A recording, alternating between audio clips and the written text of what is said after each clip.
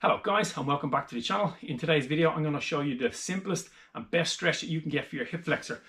So what I start doing is similar to the quadricep stretch, starting out in the kneeling position. So the hip flexor is just a little bit above where the quadricep is, and it also uses, as it's named, the hip flexor. The name is actually called the psoas muscle.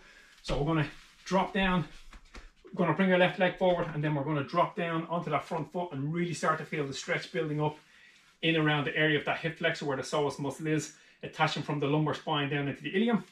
And then from there, to build up the stretch, we're just going to ever so slightly lean our body back, and you'll feel that massive stretch, the tension really building in the front of that hip, which is right where the hip flexor is. Hold it there. And then what I would do is hold it for about 10 or 15 seconds and then just ease it off like we did on the previous stretches. Give it a little bit of a break, and then when you're ready, you can just drop down again. Bring it down and hold that stretch. Really feel the stretch building across the front of the hip.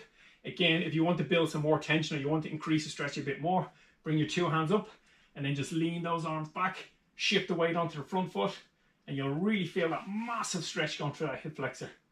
Hold it there. And relax. The hip flexor muscle will be a muscle that I would particularly remember to stretch when I've done a long run. So if you've been out for marathon training and you've done over that 15 miles, when you get back, I would certainly get that hip flexor stretch. Quite often when we run long, as the run goes on, we start to lean our body, take on what we call a forward posture. Some people talk about the anterior pelvic tilt, and if you want to get into that, you can, but what will happen is that the hip flexor, the psoas muscle, will become a little bit tense. So anything longer than 10, 15 miles, I would absolutely be getting home and putting a stretch through that psoas muscle as soon as I can. Thanks for watching, guys. If you found it helpful, please let me know below. And remember, run far, run fast, but most of all, run sensible.